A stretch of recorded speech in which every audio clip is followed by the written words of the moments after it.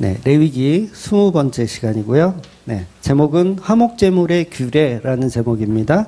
레위기 7장 11절에서 21절 말씀까지 조금 길지만 다 읽도록 하겠습니다. 이때 아니면 언제 성경을 보겠습니까? 이 레위기를. 네, 레위기 7장 11절에서 21절까지 같이 읽을게요. 여호와께 드릴 화목제물의 규례는 이러하니라. 만일 그것을 감사함으로 드리려면 기름 섞은 무교병과 기름 바른 무교전병과 고운 가루에 기름 섞어 구운 과자를 그 감사 제물과 함께 드리고 또 유교병을 화목제의 감사 제물과 함께 그 예물로 드리되 그 전체의 예물 중에서 하나씩 여호와께 거제로 드리고 그것을 화목제의 피를 뿌린 제사장들에게로 돌릴지니라. 감사함으로 드리는 화목제물의 고기는 드리는 그날에 먹을 것이요 조금이라도 이튿날 아침까지 두지 말 것이니라. 그러나 그의 예물의 제물인 서원이나 자원하는 것이면 그 제물을 드리는 날에 먹을 것이요 그 남은 것은 이튿날에도 먹되 그 제물의 고기가 셋째 날까지 남았으면 불사를 찌니 만일 그 화목제물의 고기를 셋째 날에 조금이라도 먹으면 그 제사는 기쁘게 받아들여지지 않을 것이라. 드린 자에게도 예물답게 되지 못하고 도리어 가증한 것이 될 것이며 그것을 먹는 자는 그 죄를 짊어짐이니라. 그 고기가 부정한 물건에 접촉되었으면 먹지 말고 불사를 것이라. 그 고기는 깨끗한 자만 먹을 것이니 만일 몸이 부정한 자가 여호와께 속한 화목 제물의 고기를 먹으면 그 사람은 자기 백성 중에서 끊어질 것이요 만일 누구든지 부정한 것 곧 사람이 부정이나 부정한 짐승이나 부정하고 가증한 무슨 물건을 만지고 여호와께 속한 화목 제물의 고기를 먹으면 그 사람도 자기 백성 중에 끊어서 지리라. 아멘. 네, 제가 어릴 때 저희 집에 흑백 테레비가 있었어요. 흑백 테레비. 그 다리가 4개 달렸고 이렇게 문을 가운데서 여닫는 그런 테레비. 굉장히 유명했던 테레비인가 봐요. 각 집에 하나씩은 다 있으셨죠. 그 당시 그 흑백 테레비로 제가 좋아하는 만화 영화가 있었습니다. 뭐냐면 슈퍼 특공대라는 만화 영화였어요. 그러니까 이 영어로 하면 뭐 슈퍼 플랜즈 뭐 이런 거였는데 한국 만화로는 그냥 슈퍼 특공대. 그래서 이 만화 영화가 있었는데 이게 이제 캐릭터가 그 만화 속에 캐릭터별로 있어요. 그래서 여러분이 잘 아시는 뭐 슈퍼맨, 원더우먼, 배트맨 저만 아나요?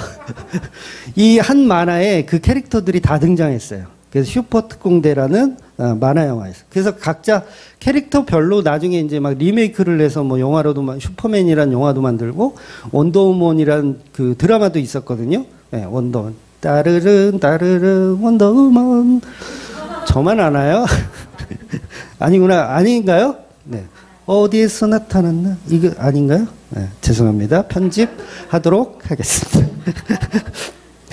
특히나 저는 그 캐릭터 중에서 이제 슈퍼맨을 좋아했어요. 네, 슈퍼맨. 그러니까 슈퍼맨이 이제 영화 시리즈로도 이제 나왔을 때 저는 그거 빠짐없이 다 봤거든요. 영화 시리즈도.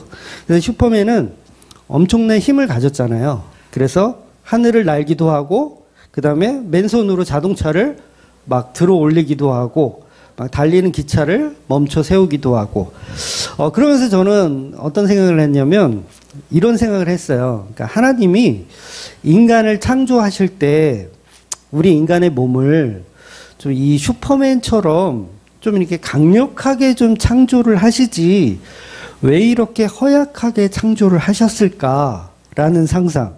아마 여러분도 한 번쯤 해보실 수 있었을 것 같은데 그래서 이 우주 악당들이 지구를 침공하면 우리 지구인들은 속수무책이에요. 어떻게 할 줄을 몰라. 그런데 이 슈퍼 영웅인 슈퍼맨이 나타나서 그들을 대신 이렇게 무찔러 주는 거죠. 그러니까 현실적으로 보면 우리 인간, 지구인들의 이 몸은 너무나도 허약하다는 거예요. 그러니까 공사장에서 우리 아버지들이 공사장에서 일하다가 발을 헛디뎌서 예를 들어 떨어졌다, 추락했다. 그러면 그냥 돌아가시고. 그러니까 칼에 찔려도 그냥 돌아가시고, 물에 빠져도 돌아가시고, 탄광이 무너지면 돌아가시고, 사람이 너무 쉽게 죽는 거예요. 그렇지 않습니까? 그러니까 저도 살아오면서 죽음을 여러 차례 이렇게 경험을 했지만, 제 주위에도 뭐 친구들이 죽거나 이렇게 했을 때 그 죽음을 경험할수록 너무 인간은 연약하다. 어떻게 그 잠깐 떨어져. 개미들은 아무리 높은 데서 떨어져도 안 죽잖아요. 떨어뜨려 보셨어요? 개미들은 아무리 높은 데서 떨어뜨려도 안 죽어요. 그런데 인간은 죽더라고요. 그 닭도 높은 데서 이렇게 던져도요, 닭 안 죽어요. 네, 나름대로 포덕거려가지고 안 죽어. 근데 우리 인간은 집어 던지면 죽어요, 그냥. 왜 이렇게 약할까? 그리고 바이러스 같은 거, 뭐 세균 같은 게 우리 몸에 들어오면 또 죽어요. 여러분, 그 상상이나 되세요? 이태원 그 사건? 어떻게 사람들이 길거리에서 서로 밀고 밀려가지고 어떻게 깔려 죽을 수가 있을까? 아니, 얼마나 인간의 몸이, 육체가 연약하면 사람들끼리 서로 이렇게 치고니 받고니 하다가 깔려 죽을 수 있을까? 제가 옛날에 뱀 잡으러 다닐 때요, 뱀을 어디다 잡냐면, 파주 막걸리병에다 잡아요. 그러니까 파주 막걸리병은 지금 파는 장수 막걸리 병보다 한 3배는 커요. 굉장히 큰, 지금은 안 나오는 걸로 알고 있는데, 막걸리 병 자체가 한 2리터는 들어가는 것 같아. 굉장히 크거든요. 거기다가 뱀을 가득 넣어요. 그 병 안에. 잡은 뱀을. 그러니까는 병을 딱 보면 그게 약간 투명, 반투명으로 되어 있어가지고 뱀이 보이거든요. 들어있는 게. 그러면 밑에 있는 뱀들은 어떻게 돼야 돼요? 깔려 죽어야 되죠. 근데 안 죽어요, 뱀들은. 아무리 때려 넣어도, 그 통 속에 때려 넣어도 다 살아있어요. 한 30마리 넣으면 30마리 다 꺼내잖아요? 그럼 다 살아있어요. 안 죽어요. 그런데 인간은 그렇게 넣으면 어떻게 될까요? 다 죽어요. 뭐 질식을 하든 뭐 깔려 죽든 죽어요. 그러니까 너무 연약하다는 거죠. 그래서 저는 어릴 때 인간은 왜 이렇게 연약할까? 정말 그 외계인 출신 슈퍼맨처럼 하나님이 좀 지구인들을 그렇게 슈퍼맨처럼 강력하게 만들었으면 죽을지 않을 텐데, 사고가 없을 텐데, 차에 치였다고 죽고, 차에 치였는데 차가 빠그러지면 얼마나 좋겠어요. 사람이 안 다치고 차가 빠그러져. 그리고 동물에 비해서도 얼마나 약합니까? 호랑이, 사자 만나면 어떻게 해요? 돌아가셔야죠, 뭐. 어떻게 해요? 호랑이, 사자 만나면. 정말 작은 어떤 전갈. 네, 얼마나 작아. 근데 그런 애들한테도 잘못 걸리면 죽어요. 독사가 그렇게 크지 않거든요. 독사가 작아요. 작은데 독사한테 물리면 죽어요. 아니, 왜 이렇게 창조하셨을까? 좀 특수하게 만드셔서, 예를 들면 우리 몸속에 피가 다 흐르잖아요. 근데 이 피가 몸 밖에 나가면 뭐 산소나 질소하고 이렇게 화학 반응을 일으켜서 강력한 독가스로 변하는 거야. 그러니까 우리 몸의 피가 이 산소에 딱 노출되면, 그러면 강한 독성으로 인해서 인간을 괴롭히는 어떤 동물이 있다면 못 먹을 거 아니에요. 사자가 왔다가 먹으려고 그러다가 피가 약간 튀니까 이게 독가스처럼 이렇게 돼. 그러면 도망가겠죠. 안 물어뜯고 도망가겠죠. 모기가 왔다가 사람을 이렇게 물었어. 바로 황천길이야. 예? 피를 먹었더니 바로 황천길이야. 그렇게 만드셨다면 강도가 칼을 가지고 위협할 수 있을까요? 못해요. 찌르면 지가 죽는 거야. 왜냐하면 우리 몸에 있는 피는 나에게는 이게 면역이 돼 있어서 괜찮은데, 타인이 와서 찔러서 피를 보는 순간 그 피가 독가스로 변하기 때문에 강도 살인이 있을 수가 있어요? 없어요. 전쟁이 존재할까요? 전쟁이 존재할 수가 없어요. 어떻게 죽일 거야? 목 잘라 죽이는 수밖에 없는데 그게 쉽냐고요, 전쟁 중에. 그러니까 옥상에서 뛰어내려도 안 죽고 물에 빠져도 안 죽고 얼마나 좋을까요? 그래서 어떤 목사들은요, 그렇게 주장하시는 분도 있어요. 그러니까 에덴 동산에서는 원래 강했을 거다. 그래서 호랑이나 사자가 순해서가 아니라 덤벼봐야 사람이 올라 슈퍼맨처럼 강하기 때문에 덤벼봐야 할 수 없으니까 에덴 동산에서는 사자와 호랑이 같이 뛰어놀 수 있었던 거다. 그래서 슈퍼맨과 능력이 있었지만 타락함으로 인해서 인간의 그 능력이 다 사라져서 약해 빠진 인간으로 변했다라고 주장하는 목사들도 있기는 있어요. 물론 신빙성은 없습니다. 그러니까 하나님이 인간을 창조하실 때 좀 잘 좀 만드시지. 사람을 창조하실 때 아이디어가 좀 모자르시면 저하고 좀 상의했으면 제가 좀 이렇게 좀 플랜을 여러 가지 이렇게 해서 이렇게 창조하시면 요건 전쟁도 없고 강도도 없을 것이고 뭐 물에 빠져 죽는 일도 없고 막 여러 가지 이렇게 좋은 아이디어가 있을 텐데 하나님이 저한테 상의를 안 하시고 그냥 하나님 혼자 창조를 하셨기 때문에 이런 불상사가 있다는 거예요. 그런데 하나님은 왜 이렇게 그러면 인간을 연약하게 창조하셨을까? 그 기준은 뭐예요? 도대체 그 기준? 그래서 그 기준을요, 성경에서는 답을 주고 있어요. 어떤 기준이냐면 바로 십자가에 죽으실 예수님이 기준인 거예요. 그럼 생각해 보세요. 십자가에 예수님 죽으셔야 되잖아요. 근데 슈퍼맨처럼 강해. 어떻게 죽일 거야? 생각해 보세요. 어떻게 죽일 거야? 채찍으로 막 때리는데 아파하시질 않아. 예? 슈퍼맨이라 아파하시질 않아. 가시면류관을 씌우는데 피가 안 나. 가시면류관이 다 찌그러져. 슈퍼맨에게 총 쏘면 총알이 다 찌그러지는 거 아시죠? 예, 그런 것처럼 안 돼. 피를 쏟아야 되는데 창으로 아무리 찔러도 피가 안 나와. 도대체 예수님을 죽일 방법이 없어요. 그렇게 되면. 그래서 예수님 피가 예를 들어서 딱 찔렀는데 독가스가 막 살포돼. 그럼 어떻게 죽일 거예요?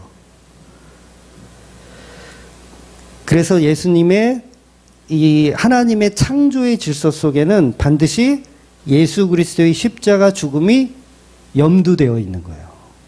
그래서 우리 인간은요, 그렇게 연약하게 태어나는 거예요. 창조가 된 거예요. 사자한테도 못 이기고, 정갈에 물리면 죽고, 물에 빠져도 죽고, 떨어져도 죽고. 그래서 그 이단 중에서는요, 실제로 예수님이 슈퍼맨과 같았다라고 주장하는 사람들도 있어요. 그런 사람들을 뭐라 그러냐면 영지주의라고 하는 거예요. 하나님인데 살짝 인간인 척 이렇게 연기하고 계시다. 슈퍼맨인데 사람인 척 연기하고 계시다. 그들이 뭐예요? 영지주의 이단이라는 거예요. 그래서 인간의 상상을 그대로 믿으면 이단이 돼요. 지금 제가 이 상상한 것들, 이게 저의 상상이잖아요. 그런데 이런 상상을 그대로 믿으면 어떻게 된다? 이단이 되는 거예요. 상상을 하는 건 좋아요. 그러나 그게 성경에서 정말 그러한가를 확인해야 된다는 거죠. 그래서 성경에서 답을 찾아보니까 성경에는 예수 그리스도의 죽으심이 기준이기 때문에 우리를 그렇게 연약한 모습으로 창조했다는 거예요. 그래서 모든 창조의 샘플은 바로 예수 그리스도입니다. 그래서 우리는 누구의 모형입니까? 예수 그리스도의 모형이에요. 그러니까 우리의 연약함을 자랑해야 돼요. 왜냐하면 그게 예수님의 모습이니까. 그런데 우리는 더 강력해지고 싶어 하잖아요. 그렇지 않습니까? 저는 슈퍼맨이 되고 싶었어요. 그래서 어떤 친구는 막 그 옥상에서 막 이렇게 뛰어내리는 막 이 연습을 하기도 하죠. 그러니까 보자기 같은 거 하나 쓰고. 네. 안 해보셨어요? 네. 초등학교 때 보자기 하나 이렇게 딱 걸치고 슈퍼맨이다. 그래서 막 이렇게 2층에서 막 뛰어내리고. 근데 그럴 필요가 없는 게 우리의 기준은 예수님이셨기 때문이라는 거예요. 그래서 오늘 본문에서 왜 감사로 드리는 화목제 양고기는 하루 만에 먹어야 하는지, 또 서원제나 자원제는 그 다음 날까지 먹어도 되는지, 부정한 것과 재물이 만나면 왜 안 되는지, 모든 이유가 본질적으로 누구를 설명하기 위한 거다? 예수님을 설명하기 위한 거라는 거예요. 그러니까 인간이 이렇게 태어난 것도 예수님을 설명하기 위한 거고, 모든 레위기의 이런 제사법들도 다 예수님을 설명하기 위한 거예요. 그러니까 우리의 연약함은 누구를 설명하기 위한 거예요? 예수를 설명하기 위해서. 그래서 좀 아프셔도 감사하세요. 아, 예수님을 표현하나 보다. 드러내고 계신가 보다. 그래서 레위기에서 사람이 짐승으로 제사 드리는 것은 전부 제물 대신 어린 양 예수님에 관한 모형이라는 거예요. 그래서 우리가 왜 죽어요? 예수님 모형하니까 죽는 거예요. 예수님도 죽으셨잖아요. 그러니까 죽는 것을 두려워할 필요가 없어요. 그러니 본문에서 말하는 화목제사는 예수님의 희생으로 인해서 하나님과 인간 사이가 회복되는 제사를 설명하고 있는 겁니다. 그래서 화목이라는 이 표현이 거룩한 하나님이 죄인된 인간과 서로 화해가 되는 거예요. 화목하게 되는 거. 다시 친하게 지내는 거. 그러니까 안 친했었는데 다시 친해지는 게 바로 화목제사의 개념인 거예요. 그러니까 마치 에덴 동산을 떠나온 인간이 하나님의 집에서 초청장이 온 거예요. 너 에덴 동산으로 다시 내가 너를 초대할게. 이게 화목이에요.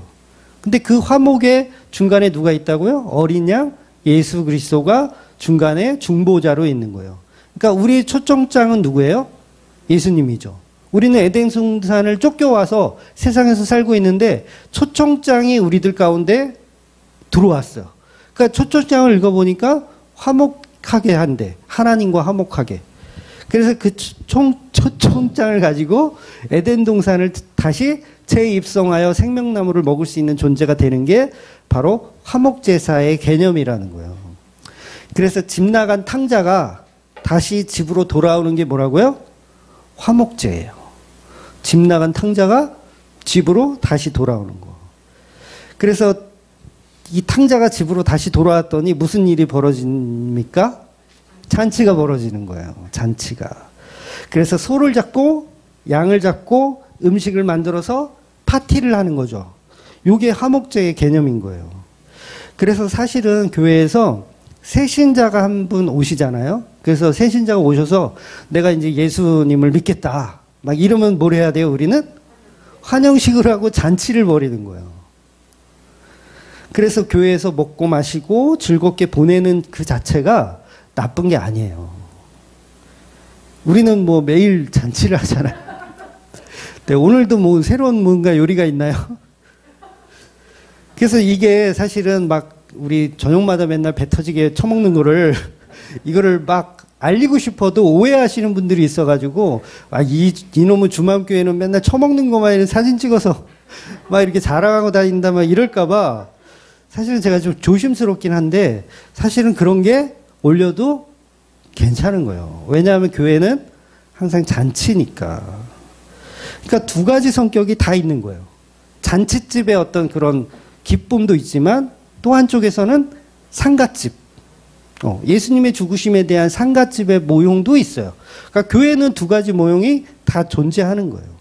그래서 한쪽에서는 육개장 먹으면서 아이고 하고 또 한쪽에서는 국수나 갈비탕 먹으면서 막 너무 즐거워가지고 막 기뻐하고.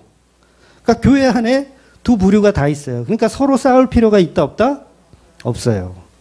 이 의미를 모르니까 서로 싸우는 거예요. 막 교회에서 처먹는 음식 막 올리고 그러면 이 교회는 막 맨날 처먹기만 한다고 이렇게 욕할 수도 없는 것이고, 그렇다고 이걸 이 반대로 반대의 진영에서도 또 손가락질을 할 수 없는 거예요. 맨날 이 교회는 맨날 울상이고 그냥 죽어라 하는구나. 맨날 상갓집이야. 좀 기쁨과 즐거움이 하나도 없어라고 손가락질 할 수도 없는 거죠. 두 가지가 다 공존하기 때문이에요.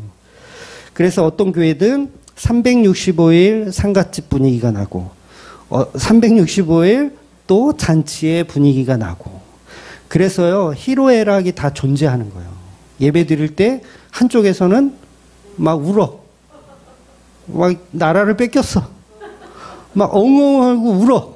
근데 이쪽에서는 막 행복해가지고 뭐 하나님 찬양합니다. 예수님 찬양합니다. 그러고 막 기뻐 뛰어.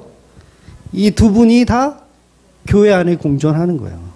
그러니까 서로 손가락질하면 그거 무식한 거죠. 오히려. 즉 하나님은 선악과 먹은 아담과 하와의 그 후손들이 전부 죄인들이라서 하나님은 죄인들이 꼴보기가 싫잖아요. 오죽하면 쫓아내셨겠어요. 꼴보기가 싫어요. 그런데 예수님의 그 중보 때문에 화해의 악수를 청하시는 거예요. 하나님이 누구에게? 우리 인간들에게. 화해의 악수를 청하시는 게 바로 화목제사라는 거죠. 그 아들 예수님 때문에. 그래서 예수님 때문에 하나님이 인간에게 손을 내미시는 거예요. 이거는 삼위일체적 비유예요. 이 오해는 하지 마세요. 하나님은 우리를 안 사랑하시고 예수님만 우리를 사랑하신다 이렇게 몰아가지는 마세요. 삼위일체적 비유인 거예요. 그러니까 하나님이 우리에게 예수님 때문에 화해를 요청한다. 이렇게 비유적으로 설명하는 거예요. 그래서 재벌집 아들이 예수님이 재벌집 아들이라면 이 재벌집 아들이 며느리감을 데리고 온 거야. 근데 아버지가 보니까 아유 꼴도 보기 싫은 여자야. 내가 저 여자를 알아. 이 아버지가 알아. 저거 학벌도 집안도 형편없고 옛날에 유흥가에서 막 이렇게 좀 놀던 그런 여자애야. 별이 한 서너 개는 있을 거야. 모르긴 몰라도. 싫겠죠? 근데 그 아들 예수가 나는 이 여자 아니면 안 된대. 막 지랄하는 거야. 이 여자 아니면 안 된다고. 그래서 이 아버지가 어쩔 수 없이, 이거 비유라고 말씀드리는 거예요. 어쩔 수 없이 그 며느리감을 허락하는 것. 이게 바로 화목제의 개념이라는 거예요. 그래서 이 화목제로 가정을 다시 꾸리는 허락. 그래서 아버지와 며느리와 아들이 셋이 같이 식탁에 앉아서 주거니 받거니 식사를 나누어 먹는 거. 이게 바로 화목제라는 거예요. 화목제. 그래서 이 자리는 여러 가지 복합적인 그런 기쁨과 이 슬픔과 여러 가지가 다 있는 거예요. 그래서 마냥 기쁘지만은 않잖아요. 어색함도 있겠죠. 하나님도 어색하고 이 며느리도 어색하고 저 아버지가 나을 텐데 어색해. 며느리가 이제 조신하게 있어야 되잖아요. 조신하게 행동해야 돼. 그런데 여전히 밥상머리에서는 옛 모습이 나올 수 있죠. 아버님 제가 한 잔 말아드릴까요? 이렇게 옛 모습이 자기도 모르게 튀어나올 수 있잖아요. 그러니까 친해지기까지는 시간이 좀 필요한 거예요. 그러니까 며느리에게 부정한 모습이 드러나면 안 되잖아요. 부정한 모습이 막 대놓고 이렇게 막 드러나면 안 돼요. 그리고 또 한편으로는 아버지가 허락을 했으니까 그 부정한 모습이 좀 드러나더라도 그냥 모른 척 이렇게 넘어가 줘야 되는 거죠. 그래서 며느리 처지에서는 얼마나 이게 감사한 거예요.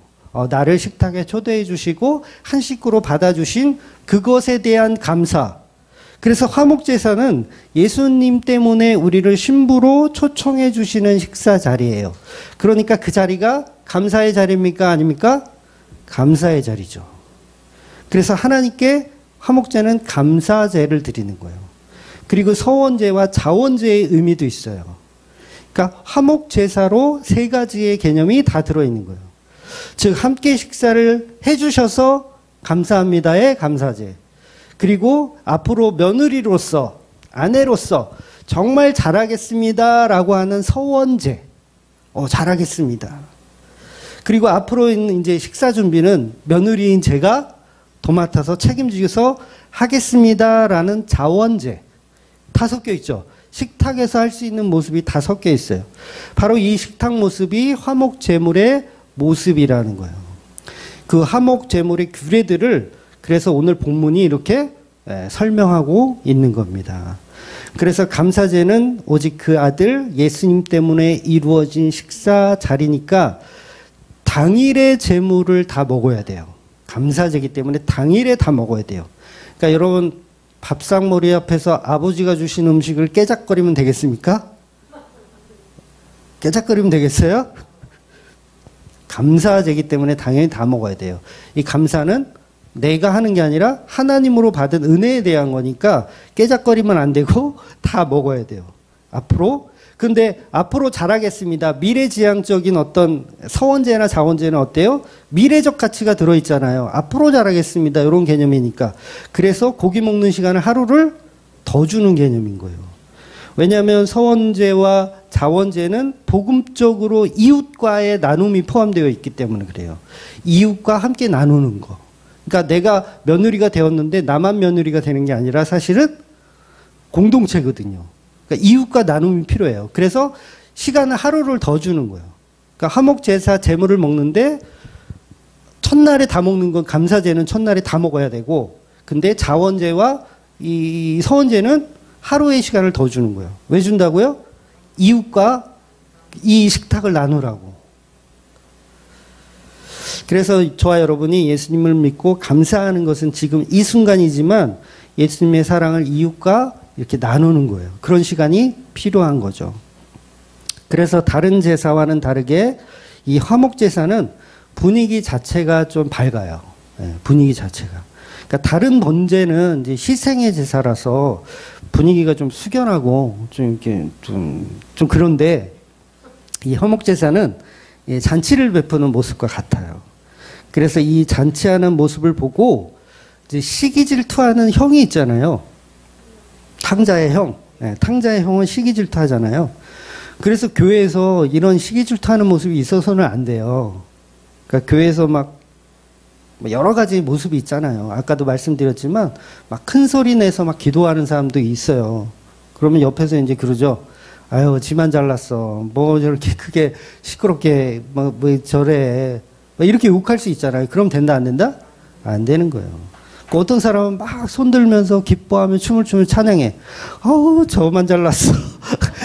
왜 이렇게 시끄럽게 뭐 오지랖이야. 막 왜 이렇게 훌럭거려. 그러니까 이렇게 막 비아냥거리잖아요, 우리가. 그럼 된다 안 된다? 네, 안 돼요. 죄송하지만 그러면 탕자의 형인 것이고요. 또 다윗을 비웃었던 그 미갈. 네, 맞나요, 미갈이? 미갈 그 모습인 거예요. 절대 자기 위치가 맞다고 생각해서는 안 돼요.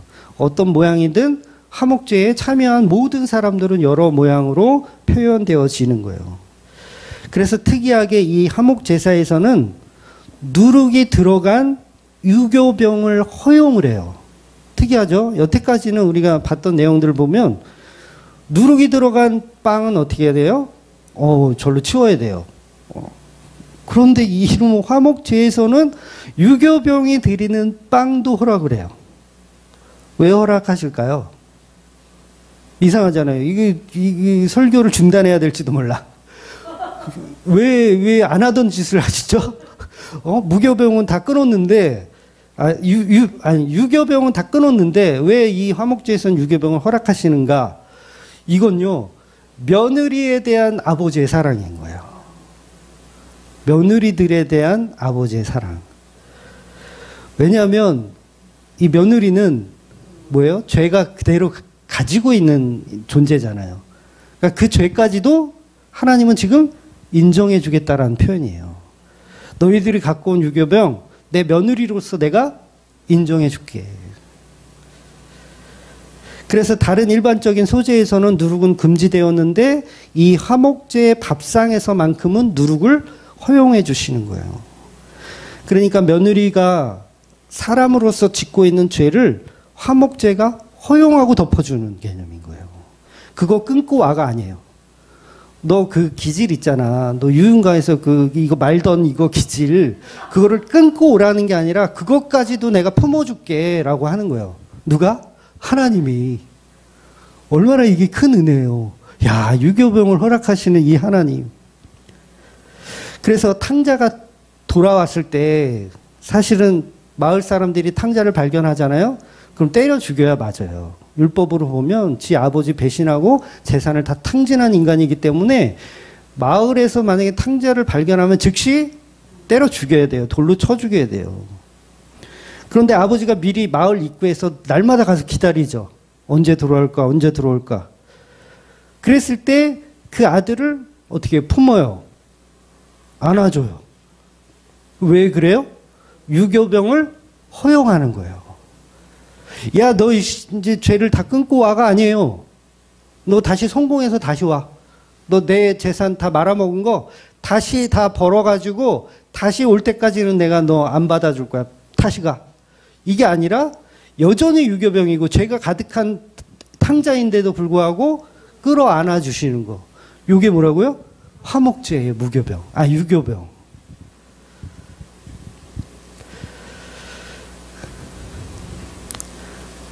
그래서 탕자 아버지는 그 누룩으로 가득한 죄인을 품어주시는 거. 이게 화목제사에서 누룩을 허용하는 이유인 거예요. 간단하죠? 네. 다만 이 유교병은 부정한 것과 접촉하지 말라는 조항이 들어있어요. 부정한 것과 접촉하지 말라. 그래서 이 화목제물만 유일하게 이 성막 밖으로 나갈 수가 있어요. 제 전에 했던 설교 기억나시는지 모르겠지만 나갈 수 없거든요. 음식이 나갈 수 없는데 이 화목제사에서만 나갈 수 있는 것으로 보여져요. 왜냐하면 오늘 말씀에 보면 부정한 것과 접촉하지 말아라, 또 부정한 사람이 만지면 안 된다, 이런 표현을 하는 이유가 뭐냐면 성막 안에 있으면 부정한 것과 접촉할 이유가 없어요. 그 부정한 사람이 와서 만질 이유도 없어요. 그런데 이 조항이 있다라는 건 이틀을 먹을 시간 이틀을 준다는 건 갖고 나가서 이웃과도 먹을 수 있다라는 표현이거든요. 그래서 화목 제사는 특이하게 성막을 떠나서 사람들에게 먹을 수 있다는 거예요. 그래서 그 죄인들, 유교병, 죄인의 개념이 유교병이에요. 누룩이 들어간 그 사람들까지도 품어준다는 거죠. 그래서 이 유교병은 태우지는 않아요. 이건 태우지는 않아요. 그러니까 무교병처럼 하나님 앞에 이렇게 태우지는 않고, 요거는 거제로 드리는다고 오늘 본문이 나와요. 거제로 드리는 제물이라는 거예요. 그래서 실제로 음식을 불에 태우지는 않는다는 거예요. 그래서 거제로 그냥 보여드리고 그 음식은 그대로 이웃과 나누어 먹는 거. 그래서 11조의 개념도 그거라 그랬죠. 거제로 드리는 11조라고 그랬어요. 11조 안 태웁니다. 거제로 드리는 거. 그래서 그러니까 유교병을 허용한다는 건 인간들의 나눔에서는 누룩이 들어간 빵을 먹을 수 있도록 배려하시는 것이죠. 그러니까 복음의 의미가 담겨져 있죠. 그래서 이는 오늘날로 따지면 죄를 가진 사람들이 교회 안에 와도 된다, 안 된다? 된다. 그래서 교회에서 유교병을 제하여 버리세요, 막 이렇게 설교 많이 하잖아요. 저도 누룩은 안 됩니다, 제하여 버리세요, 이렇게 하는데, 사실 누룩 가진 사람이 교회 안에 오면 그 사람을 품어야 된다, 내쫓아야 된다? 품어야 되는 거예요. 품어야 되는 거. 그런데 그 유교병 가진 사람을 이렇게 계속 품을 수는 없어요. 그 유교병이 잘못됐다라는 건 가르쳐야 돼요, 안 가르쳐야 돼요? 가르쳐야 되는 거예요. 그러니까 이 복음이 어렵긴 하죠. 허용하면서 허용한 속에서도 계속 끊어냄이 있어요. 그래서 우리는 사실 다 유교병으로 모여 있는 거예요. 죄인들이 모여 있는 거예요. 그래서 누가 거룩하다? 예수님이 거룩하신 거예요. 그러니까 우리는 유교병인데 예수를 만났더니 무교병이 되었더라 인 거예요.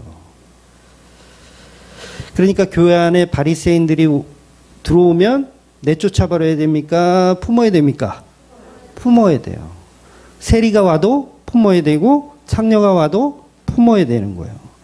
우리는 서로 유교병인 거예요.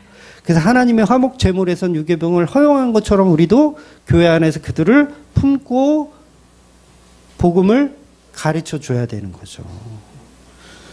근데 우리가 복음을 정말 거꾸로 알고 그냥 누룩 들어오면 그냥 내쫓아 버리려고 어디서 저런 게 들어왔어. 그래서 우리는 사실 무교병이 아니라 유교병이에요. 다 누룩이 잔뜩 들어있어요. 여러분 한번 이 가슴을 한번 파볼까요? 이 누룩이 얼마나 많이 들어있는지. 그러니까 우리는 거룩한 척 하는 거죠. 거룩한 척. 그러니까 오전에 제가 설명드린 것 중에 이제 질문하신 분이 있어서 잠깐 말씀드리면, 제가 그런 표현했잖아요. 목사가 처음에는 정직하게 예수님의 십자가 복음만 전하다가 나중에는 그걸 안 전하고 다른 돈을 막 밝힌다. 그러면 성령이 이제는 거기서 떠난 것이다라고 표현했는데, 사실은 그 목사가 처음부터 성령이 없었던 거예요. 성령이 없고 종교라는 이름으로 마치 성령이 있는 것처럼 연기하고 있다가 이게 들통이 난 거죠. 들통이 난 거예요. 그래도 들통이 나더라도 뭐예요? 성령의 은혜가 계속 개입되면 그러면 돌아오는 모습으로 보여지지만 처음부터 없었던 거죠. 그러니까 우리도 마찬가지예요. 우리도 거룩한 척 할 수는 있지만 사실은 우리 본질은 뭐예요? 진노의 자녀이고 우리 본질은 누룩이 가득한 마귀들이라는 거예요. 그래서 유교병을 허용한다는 건 그 죄인들 가운데서도 품어주시는 화목제사의 은혜가 있다는 거죠. 그래서 예수님이 인간의 죄 안으로 들어오시는 거예요. 예수님이 유교병 안으로 들어오시는 거예요. 그러니까 예수님이 들어오시니까 그 유교병이 무교병으로 바뀌는 거죠. 그래서 예수님이 죄를 허용하신다는 얘기가 아니에요. 유교병을 지금 화목제 이거 허락하신다는 게 죄를 허용하신다는 게 아니라 그 죄 가운데로 예수님 들어가신다는 거예요. 그러니까 며느리의 죄를 허락하시는 게 아니라 예수가 그 며느리를 사랑하기 때문에 아버지는 품을 수밖에 없네요. 죄 없는 자로 여겨서 품을 수밖에 없는 거예요. 그러니까 아버지가 식사 때마다 너 옛날에 뭐 했고 너 옛날에 뭐 했고 계속 이러실까요? 딱 함구하고 조용히 식사하시는 거. 그러니까 이 당시에는 이스라엘 그 사람들에게는 고기 먹는 게 이제 흔하지 않았거든요. 고기 먹는 거는 극히 드문 일이었어요. 그러니까 화목제사 드리는 날은 고기를 먹을 수 있는 절호의 이제 기회였던 거죠. 그래서 화목제사 자체가 감사와 자원하는 제사로서 하나님을 사랑하고 이웃을 사랑하는 표현 방식의 제사인 거예요. 그래서 그 이웃들도 공짜로 고기를 얻어먹을 수 있는 이 절호의 찬스인 거죠. 그래서 예수님의 십자가의 이 사건은 그냥 우리는 이웃된 존재였는데 그 은혜가 우리에게까지 와가지고 우리는 그냥 성막 밖에서 이렇게 누룩으로 사는 존재들인데 그 은혜가 우리에게까지 넘어오더라는 거죠.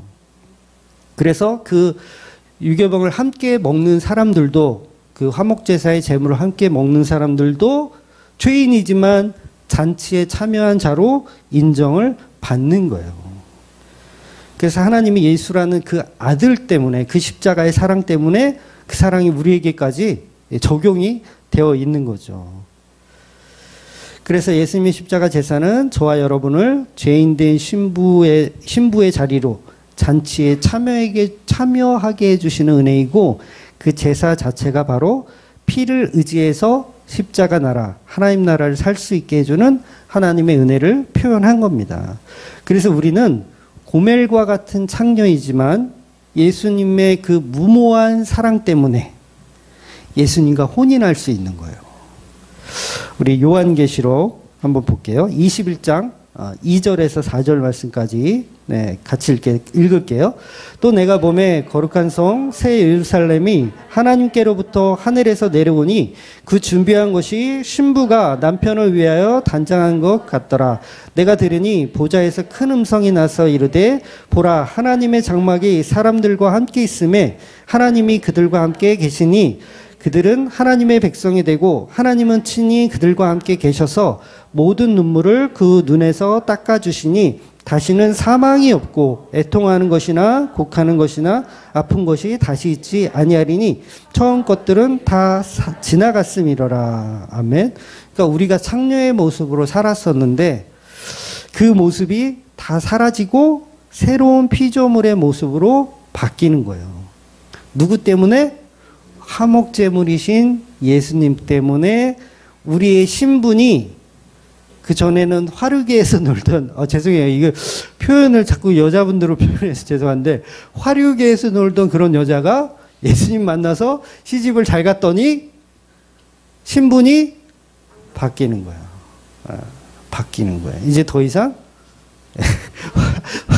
그 놀던 누나가 아니에요. 놀던 누나가 아니에요. 그래서 저와 여러분은 화목제사 제물 대신 그 예수님에게 은혜 받은 존재예요. 이게 얼마나 감사하지 않습니까? 아유, 이거 진짜 그런 그런 연이었는데. 네? 이 신분이 바뀐다는 이 은혜. 그래서 신부된 교회라는 이 말이 저는 너무 좋아요. 신부된 교회, 예수 그리스도의 몸된 교회, 몸된 교회, 신부된 교회. 그러니까 나는 자격이 없는데 예수님의 십자가 은혜로 그 사랑 때문에 예수님과 한 식탁에 둘러앉아 하나님과 함께 하나님의 나라를 사는 것. 그 은혜가 얼마나 큰지 정말 이것만 제대로 안다면 여러분이 살아가는 모든 인생이 정말 바뀔 것이라고 저는 확신합니다. 그 은혜로 살아가시는 저와 여러분이 되시기를 주의 이름으로 축원드리겠습니다. 아멘. 기도하겠습니다.